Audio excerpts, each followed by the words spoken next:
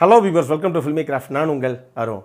இந்த எபிசோடில் நம்ம பார்க்க போகிறது ஒரு சீரீஸ். அப்படி என்ன சார் சீரீஸ் அப்படின்னு கேட்டிங்கன்னா, 2024 ஒரு South Korean science fiction horror TV சீரீஸாக ரீசெண்டாக தமிழ் டப்பிங்லேயே வெளியாகிருக்கிற பாராசைட் த கிரே. இப்போது இந்த சீரீஸுடைய கதை என்ன அப்படிங்கிறத லைட்டாக இங்கே நம்ம பார்த்துடலாம். இந்த சீரீஸில் நம்ம கதாநாயகியுடைய பேர் ஜியோங் சூயின். இவங்க ஒரு சூப்பர் மார்க்கெட்டில் பில்லிங் கவுண்டரில் அந்த செக்ஷனில் வேலை பார்க்கக்கூடிய ஒரு நல்ல மனசு இருக்கக்கூடிய ஒரு பொண்ணு.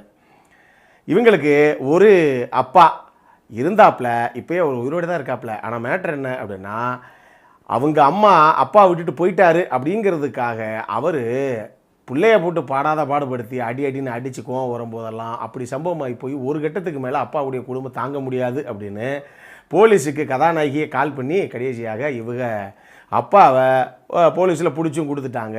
அப்போ அவங்க அப்பாவை அரெஸ்ட் பண்ண வர்ற ஒரு போலீஸ் ஆஃபீஸர் இருக்கார் இல்லையா, அவர் ரொம்ப ஒரு கைண்ட் ஹார்ட்டடான ஒரு ஃபெல்லோ. அவர் இந்த பொண்ணை ரொம்ப பாசமாக பார்த்துக்கிறாப்புல. அதனாலேயே அங்கிள்னு அந்த பொண்ணு ரொம்ப பாசமாக இருக்குது அவர் மேலே. இப்போ படத்துடைய வெரி ஃபஸ்ட்டு சீனாகவே இந்த துரியன் பழம் இருக்கும்ல, அது சின்ன சைஸில் வானத்திலேருந்து வரிசைக்கு விழுந்ததுன்னா எப்படி இருக்கும், அந்த மாதிரி ஒரு பெரிய லைவ் இன் கான்செர்ட் மாதிரி ஒரு பார்ட்டி மாதிரி ஒரு இடத்துல ஆர்கனைஸ் பண்ணி நடத்திக்கிட்டு இருக்காங்க. அந்த இடத்துல வானத்திலேருந்து இந்த மாதிரி அந்த பழமாக விழுகுது கீழே. அது விழுந்தால் அதுக்குள்ளே இருந்து சின்ன ஊர்ந்து போகிற ஒரு பூச்சி மாதிரி ஒரு பாராசைட் ஒன்று உள்ளிருந்து வெளியே வருது.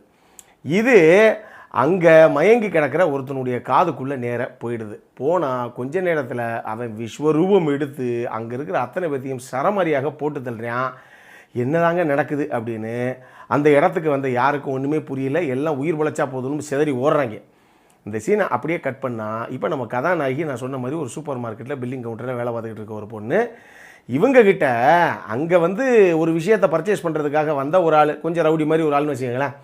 அந்த ஆள் கொஞ்சம் பிரச்சனை பண்ணுறான். கடைசியில் சார் தெரிஞ்சு பிரச்சனை பண்ணாமல் கிளம்புங்க சார் அப்படின்னு சொல்லிடுது. அந்த ஆள் வெளியே போயிடுறான். இப்போ கதாநாயகி ஷிஃப்ட்டு முடிச்சு பைக் எடுத்துகிட்டு வீட்டுக்கு போகலாம் அப்படின்னு பார்த்தா காரில் பின்னாடி துரத்தி, நீ என்ன அவ்வளோ பெரிய அப்பாட்டக்கிறா, நான்லாம் எவ்வளோ பெரிய ஆள் தெரியுமா அப்படின்னு காரை வச்சு பைக்கை இடித்து கதாநாயகியை கீழே தள்ளி கடைசியாக இவன் காரில் இருந்து ஒரு பெரிய கத்தி எடுத்து கொண்டு வந்து கதாநாயகியை சரமாரியாக குத்துனா அவங்க ரத்த வெள்ளத்தில் பக்கத்தில் ஒரு புதர் காடு மாதிரி இருக்குது, உள்ளே போய் விழுகிறாங்க. அவங்க விழுந்து அப்படி சுயநினைவு இல்லாமல் அப்படி கிடக்கிறாங்க. அந்த தருணத்தில் இதே மாதிரி அந்த சின்ன சைஸ் துரியன் போல மாதிரி மேலே இருந்து ஒன்று விழுகுது. உள்ளே இருந்து அந்த பூச்சி ஒன்று வெளியே ஊறிட்டு வருது. அவ்வளோதான்.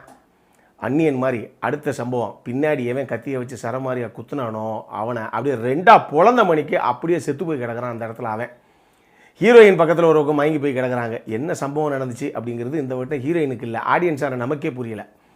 நான் சொன்னேன் இல்லையா, அப்பாவை ஒரு போலீஸ் கார்ட்ட தான் ஹீரோயின் கடைசியாக கைது பண்ணிட்டு போகும்போது கொஞ்சம் நல்லா நெருக்கமாக பேசினாங்க அப்படின்னு. அந்த போலீஸ்கார் தான் அந்த கேஸ் எடுத்துகிட்டு கடைசியாக வர்றாப்புல.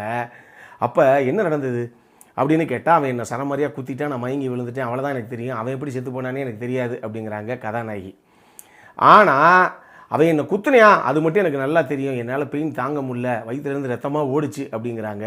ஆனால் இவங்க ஹாஸ்பிட்டலில் போய் ஆம்புலன்ஸில் ஏற்றி அனுப்புகிறாங்க. போய் செக் பண்ணதுக்கப்புறம் டாக்டர் சொல்கிறாங்க, அந்த பொண்ணு வயிற்றில் ஒரு சில கீறல்கள்லாம் இருக்குது, அதெல்லாம் எப்போயோ நடந்த ஒரு சம்பவம், அது பழைய காயம், நேற்று ஏற்பட்ட எந்த காயமே அவங்க உடம்புல கிடையாது. அந்த பொண்ணு ஏன் அவன் என்னை சரமாரியாக குத்துனான் அப்படின்னு அதுக்கப்புறம் உங்ககிட்ட சொன்னான் அப்படிங்கிற மாதிரி இந்த போலீஸ் ஆஃபீஸர்கிட்ட அவங்க சொல்கிறாங்க. அவருக்குமே அது புரியலை. இதை கதாநாயகிகிட்ட சொன்னால், என்னங்க சொல்கிறீங்க, நேத்தானே இவன் குத்துனியா, அதை எப்படி காயம் இல்லாமல் போகும் அப்படின்னு கதாநாயகியும் கேட்குறாங்க. இப்படி ஆரம்பிக்குது இந்த கதை. அப்புறம்தான் ஒரு விஷயம் நமக்கு தெரிய வருது. பாராசைட் அப்படின்னு சொல்லி ஒரு விதமான ஒரு ஊர்ந்து போகக்கூடிய ஒரு க்ரீச்சர்ஸ். ஆனால் அதனுடைய வேலையே என்ன அப்படின்னா, மனுஷனுடைய கண், மூக்கு, வாய் இல்லை காது எது வெளியவாது துவாரங்கள் மூலமாக மூளைக்குள்ளே போய் மூளையவே சாப்பிட்டு முடித்ததுக்கப்புறம் அந்த உடம்பை தங்களுடைய கண்ட்ரோலில் எடுத்துக்கிட்டு மொத்த மனித குலத்தையும் நம்ம ஆக்கிரமிக்கணும், நம்ம அடிமைப்படுத்தணும், நம்ம சொல்கிறதா அவங்கள செய்ய வைக்கணும் அப்படின்னு நினைக்கக்கூடிய ஒரு மிகப்பெரிய கூட்டம் ஒன்று இங்கே இறங்கியிருக்கு. அதில் ஒரு சம்பவம் இந்த மாதிரி அடுத்தடுத்து ஊருக்குள்ள நிறைய பேர் மனுஷங்கள்லேருந்து, அதாவது வெளிப்புற தோற்றத்தில் மனுஷங்களாக இருப்பாங்க, ஆனால் உள்ள அந்த க்ரீச்சர்ஸ் தான் அவங்கள செயல்படுத்துது அப்படின்னு தெரிஞ்சுக்கிட்டு மனித குலமே மொத்தமாக அழியிறதுக்கு முன்னாடி இந்த க்ரீச்சர்ஸ் எல்லாத்தையும் கட்டுப்படுத்துறதுக்கு நம்ம ஒரு டீம் ஒன்று ரெடி பண்ணணும் அப்படின்னு த கிரே அப்படின்னு சொல்லி ஒரு டாஸ்க் ஃபோர்ஸ் மாதிரி ஒரு டீமை ரெடி பண்ணி, அதுக்கு இன்னொரு லேடி, ஒரு சீனியர் போலீஸ் ஆஃபீஸர் மாதிரி ஒரு லேடி, அவங்க தான் ஹெட்டாக இருக்கிறாங்க அந்த டீமுக்கு. அவங்க அவங்களுடைய கணவருக்கே இந்த மாதிரி ஒரு பிரச்சனை, அதாவது ஒரு பேரசைட்னால அவரே மாறி போயிட்டார். அதனால் நமக்கு ஏற்பட்ட அந்த நிலைமை வேறு யாருக்கும் வரக்கூடாதுன்னு அவங்களே களத்தில் இறங்குறாங்க. இதுக்கப்புறம் நம்மளே எதிர்பார்க்காத அடுத்தடுத்த பரபரப்பான திருப்பங்கள் தான் இந்த சீரீஸுடைய மொத்த கதையை. இந்த சீரீஸை பொறுத்தளவுக்கு எனக்கு ரொம்ப ரொம்ப பிடிச்ச விஷயங்கள் என்ன அப்படின்னா, மொத்தம் 6 எபிசோடு தான். தெளிவாக சொல்லிடுறேன், கேட்டுக்கோங்க.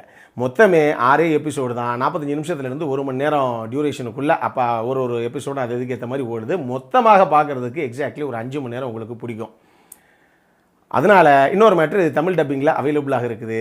அதனால் அந்த டைம் இருக்குது, தமிழ் டப்பிங்கு அப்படின்னா நமக்கு பிடிக்கும் அப்படிங்கிற ரசிகர்களுக்கான ஒரு சீரீஸ் தான் இது. குறிப்பாக முடிஞ்ச அளவுக்கு ஒரு எபிசோடு முடியும் போது ஏதாவது ஒரு சுவாரஸ்யத்தை கொடுக்கணும், அடுத்து என்ன நடக்க போதோ அப்படிங்கிற அந்த கிரிப்பிங் ஆடியன்ஸுக்கு கொடுக்கணுங்கிறதுக்காக அந்த டீம் முயற்சி பண்ணியிருக்கு. பட் எனக்கு பர்சனலாக ஒரு சில விஷயங்கள் இப்படி ஒர்க் அவுட் ஆச்சு, ஒரு சில விஷயங்கள் பெருசாக ஒர்க் அவுட் ஆகலை. அது என்னங்கிறத நான் ஒன்றாவே பின்னாடி சொல்கிறேன். ஆனால் 3வது எபிசோடுடைய கிளைமேக்ஸ் எனக்கு ரொம்ப ரொம்ப பிடிச்சிருந்தது. ரைட்டு, இதுக்கப்புறம் என்ன நடக்க போகுது அப்படிங்கிற அந்த பரபரப்பு எனக்குள்ளே இருந்தது. அந்த மாதிரி 3rd எபிசோடுடைய அந்த கிளைமேக்ஸு. 4th எபிசோடில் பிரிட்ஜு மேலே ஹியூமன்ஸுக்கும் அந்த பேரசைட்னால் தாக்கப்பட்டு அந்த பேரசைட் மூலமாக ஆக்டிவேட் பண்ணப்படுறாங்கல்ல, அவங்களுக்கும் இடையிலான ஒரு ஆக்ஷன் பிளாக்ஸ் ஒன்று கம்போஸ் பண்ணப்பட்டிருக்கு. அட்டகாசம் பண்ணியிருக்காங்க. செம்மையான ஒரு தாட் ப்ராசஸ் இது. அதை விட ஒரு பேரசைட்டுக்குமே, அதாவது 2 பேரசைட்டுக்குள்ளே ஒரு ஆக்ஷன் பிளாக் ஒன்று யோசிச்சுருப்பாங்க. கொரியன்காரங்க தினுசாக தான் திங்க் பண்ணுறாங்க.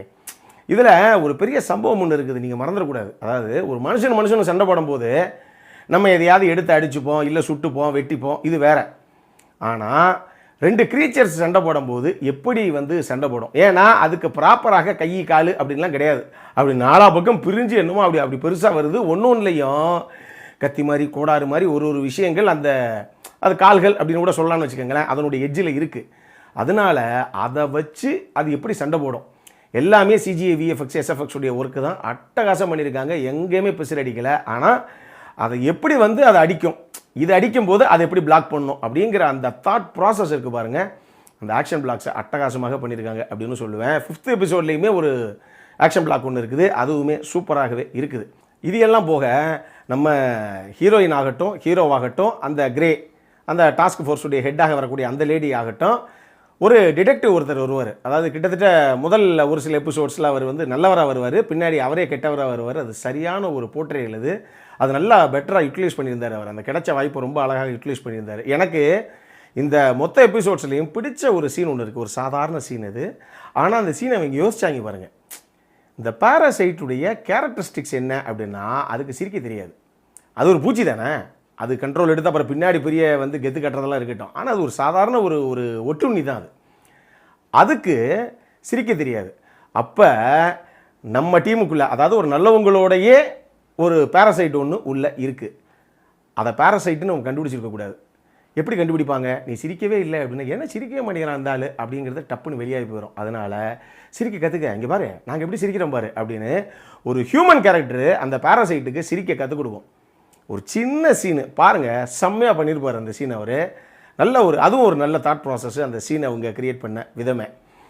டெக்னிக்கலி டெஃபினட்டாக சவுண்டான ஒரு சீரீஸ் இது. அது சினிமோட்டோகிராஃபி ஆகட்டும், நான் சொன்ன மாதிரி சிஜிஏ, விஎஃப்எக்ஸ், எஸ்எஃப்எக்ஸு, இந்த சீரீஸுடைய ஓவரால் சவுண்ட் டிசைனிங்கு, எடிட்டிங்கு, மியூசிக்குன்னு சொல்லி எல்லாமே சவுண்டாக பக்காவாகத்தான் பண்ணியிருந்தாங்க.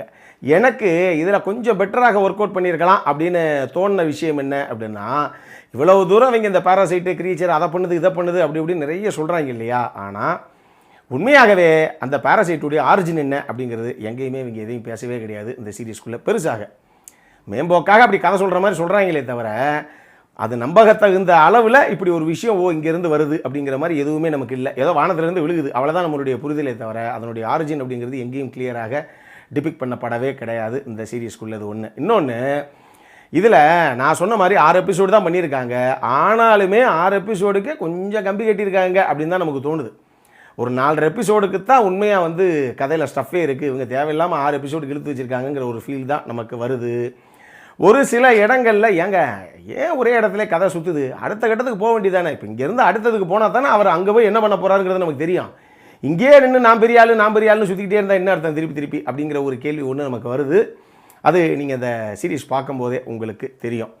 அடல் கன்னடா பொறுத்தளவுக்கு இதில் செக்ஷுவலி எந்த ஒரு போர்ட்ரேலுமே கிடையாது. ஆனால் ரத்தம் தெரிக்கக்கூடிய, கழுத்து தலையெல்லாம் தனியாக அறுத்து இருக்கக்கூடிய காட்சி அமைப்புலாம் இருக்குது. அதை மட்டும் மைண்டில் வச்சுக்கோங்க. அதுக்கு ஓகே அப்படின்னா நீங்கள் தாராளமாக ஃபேமிலியோடு பார்க்கக்கூடிய ஒரு டீசெண்டான வாட்ச் ஒரு சீரியஸ் இது. இதே தமிழ் டப்பிங் ரசிகர்களுக்கு தமிழ் டப்பிங்கில் அவைலபிளாக இருக்குது மக்களே. அப்புறம் என்ன பார்க்கணும் அப்படிங்கிறவங்க சட்டு போட்டுன்னு பாருங்கள். இதே மாதிரி இன்னொரு வீடியோவோட அடுத்த முறை உங்களை சந்திக்கிற வரைக்கும் இட்ஸ் அருண் சைனிங் ஆஃப்.